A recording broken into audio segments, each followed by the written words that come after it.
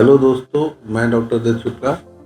अभी मैंने डिस्कस किया था आपसे मेल रिप्रोडक्टिव सिस्टम के बारे में कि आदमियों में शुक्राणु निकलने की क्या प्रक्रिया होती है। एक सेकंड में उसको रिवाइज कर देते हैं जल्दी से। शुक्राणु बनते हैं टेस्टिस में। टेस्टिस सबसे नीचे होते हैं। उनसे ऊपर एक दो ग्रंथियाँ होती हैं जिसको बोलते हैं इपिडिडाइमिस। इपिडिडाइमिस में शुक्राणु स्टोर होते हैं। वहाँ से वास्ट डिफरेंस के द्वारा संदर्भ साइकिल और प्रोस्टेटिक फ्लूइड से मिक्स होकर यूरेथ्रा में खुल जाते हैं। तो सेमिनल फ्लूइड, प्रोस्टेटिक फ्लूइड और शुक्राणु निकल करके बाहर जब आते हैं तो उसको वीर्य बोलते हैं, सीवन बोलते हैं। तो सीवन में तीन चीजें मेन होती हैं: सेमिनल फ्लूइड, प्रोस्टेटिक फ्लूइड और स्पर्म। अच्छा, हमने कई बार ऐसा भी देखा है प्रैक्टिस में कि शुक्राणु नहीं है, बिल्कुल जीरो शुक्राणु, एजियोस्पर्मिया। अब पेशेंट परेशान होता है, उसको लगता है कि मेरे शुक्राणु नहीं है तो मैं कभी बाप नहीं बन सकता। तो इंडियन ART गाइडलाइंस में हम लोगों के पास सुविधा है डोनर स्पर्म की, बट स्टिल कुछ लोग ऐसे विलिंग होते हैं, बड़े एडमेंट होते हैं कि नहीं, हमको अपने ही शुक्राणुओं से आगे बढ़ना है। तो उस केस में दोस्तों मैं अब मेल सिस्टम की प्रॉब्लम को डिस्कस कर रहा हूँ। तो उसमें हम लोग कुछ ना टेस्ट करा सकते हैं, जैसे टेस्टोस्टेरोन, FSH, LH आदमियों का। जब ये टेस्ट कराते हैं तो हमको अंदाज़ा लगता है कि क्या ये शुक्राणु, क्या ये जिनके अंदर नॉर्मल शुक्राणु होते हैं उनमें के जो हार्मोन के टेस्ट आए हैं उनसे बराबर हैं या उनसे कम है, या क्या डिफरेंस है। तो अगर वो हार्मोन्स के टेस्ट नॉर्मल लेवल पर आते हैं तो हम पेशेंट को एडवाइस कर सकते हैं, उसको कहना चाहिए टेस्टिकुलर बायोप्सी के लिए आप टेस्टिकुलर बायोप्सी करा लो। अगर उस टेस्टिकुलर बायोप्सी में हमको स्पर्म बनने की किसी भी स्टेज का दिखता है शुक्राणु, तब तो हम आगे बढ़ सकते हैं। मतलब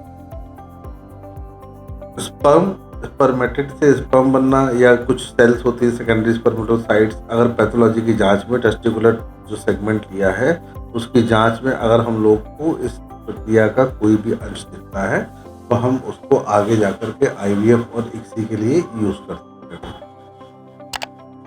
सेकेंड एक ऑप्शन होता है, अब हमको देखना होता है कि अब इस पर टेस्टिकुलर बायोप्सी पॉजिटिव आ गई, मतलब उसमें हमको कोई स्पर्म का कंपोनेंट दिख गया, तो हम ऐसे कपल्स का IVF के द्वारा ट्रीटमेंट करके उनका टीजा करते हैं, टेस्टिकुलर स्पर्म एस्पिरेशन।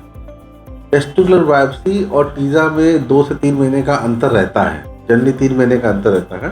तो उसमें करते क्या है हम लोग कि कई जगह से प्रिक करके हम अंदर से सेमनीफेरस ट्यूब्यूल के कंपोनेंट या टिश्यू निकालने की कोशिश करते हैं और उनको हम लोग माइक्रोस्कोप के अंदर चेक करते हैं, जिसमें हमको नज़र आ जाते हैं वो स्पर्म।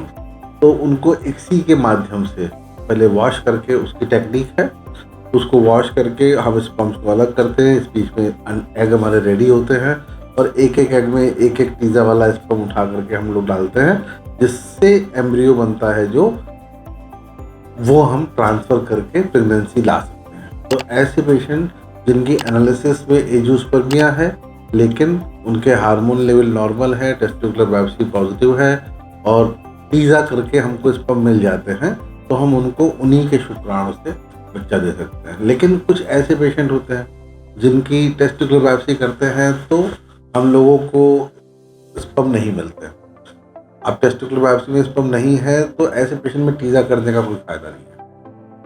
अगर कुछ ऐसा इंडिकेशन आता है कि सस्पेक्टेड सेल हैं, माइक्रो टीजी वगैरह करके देख सकते हैं, तो उसके लिए हम आगे बढ़ने की कोशिश करते हैं, बट ऐसे पेशेंट में सक्सेस की संभावना बहुत ज़्यादा कम होती है। ऐसे पेशेंट ज़्यादातर नॉन ऑब्स्ट्रक्टिव एजियोस्पर्मिया के होते हैं। तो ऑब्स्ट्रक्टिव एजियोस्पर्मिया मतलब जिनमें नली वगैरह में कहीं रुकावट है जिस वजह से स्पर्म बाहर नहीं आ पा रहे हैं, उनमें तो टीजा से फायदा हो जाता है। लेकिन नॉन ऑब्स्ट्रक्टिव एजियोस्पर्मिया जिनमें कोई रुकावट नहीं है, नलियाँ वगैरह बिल्कुल ठीक हैं, तो हमने टेस्टिकुलर बायोप्सी करके देख लिया कि अंदर ही प्रोडक्शन नहीं हो रहा है, ऐसे पेशेंट को डोनर सर्विसेज का सहारा लेना चाहिए। डोनर स्पर्म लेकर के IUI या IVF के प्रयास के द्वारा संतान प्राप्ति की दिशा में आगे बढ़ना चाहिए। तो एक तो ये प्रॉब्लम हो गई जो। अब दूसरी प्रॉब्लम आती है ओलिगोजूस्पर्मिया की। ओलिगोजूस्पर्मिया का मतलब कि स्पर्म काउंट कम है। स्पर्म काउंट कम as per WHO guideline 15 million से कम। अगर 2, 3 से 15 मिलियन तक है तो उसको हम लोग ओलिगोजूस्पर्मिया कहते हैं। 2 से कम है तो उसको बोलते हैं सीवियर ओलिगोजूसपर्मिया। तो इस तरीके के केसेस में नेचुरल प्रेगनेंसी आना मुश्किल होता है। तो हम इसमें लाइफस्टाइल मॉडिफिकेशंस के लिए प्रिस्क्राइब करते हैं, कुछ मेडिसिन प्रिस्क्राइब करते हैं, कुछ उसको कुछ सलाह देते हैं ताकि वो अपनी, अगर कोई इस तरह की उसकी लाइफस्टाइल है कि स्मोकिंग करता है या अल्कोहल पीता है या ड्रग्स लेता है या ओबेस है या कुछ योगा एक्सरसाइज शेड्यूल और कुछ एंटीऑक्सीडेंट कुछ डाइटरी सप्लीमेंट, इन सब के साथ में अगर वो अपना ट्रीटमेंट कंटिन्यू रखते हैं तो ऐसे पेशेंट को फ़ायदा होता है। तो वो जिनके शुक्राणु कम होते हैं, कम शुक्राणु होने की यही सब वजह है कि आपका मेनली स्ट्रेस लेवल थोड़ा सा, कुछ मेटाबॉलिक सिंड्रोम की डिजीजेस हो गई, डायबिटीज़ हो गई, हाइपरटेंशन हो गई या कोई किडनी से रिलेटेड प्रॉब्लम है, और सेकेंड थिंग आपकी लाइफस्टाइल हेल्दी नहीं है। तो इन सब वजहों से आपको इस तरह की प्रॉब्लम्स आ सकती हैं। और कभी कभी क्या होता है कि हम लोग देखते हैं इसी में मोटिलिटी का इशू रहता है स्पर्म की, तो कभी कभी फ्रक्टोज की कमी होती है, इस वजह से हम लोग को सारे स्पर्म तो मिल जाते हैं सीमेन में, लेकिन सारे डेड होते हैं, नेक्रोजूसपर्मिया होता है, और या अच्छी तरह से मोटाइल नहीं है, बहुत माइल्ड हिलजुल रहे हैं टाइप। तो नेचुरल प्रेगनेंसी ऐसे लोगों में नहीं आती है, उनको जल्दी से जल्दी आईवीएफ का सहारा लेकर के आगे बढ़ना चाहिए। अगर स्पर्म नॉर्मल है तब भी हमने कई बार देखा है कि प्रेगनेंसी नहीं आती है, तो उसका मेन कारण होता है कि पर्टिकुलर टाइम ऑफ ओवुलेशन में वो हस्बैंड और वाइफ ढंग से मिल नहीं पा रहा है।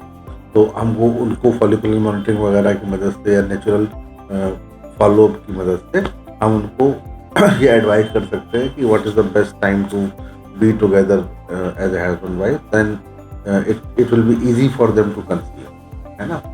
तो आई थिंक ये इस चीज़ से थोड़ा बहुत आपको आइडिया लगा होगा कि मेल सिस्टम में अगर प्रॉब्लम्स आ रही हैं तो हमको उसको कैसे कॉम्बैट करना है।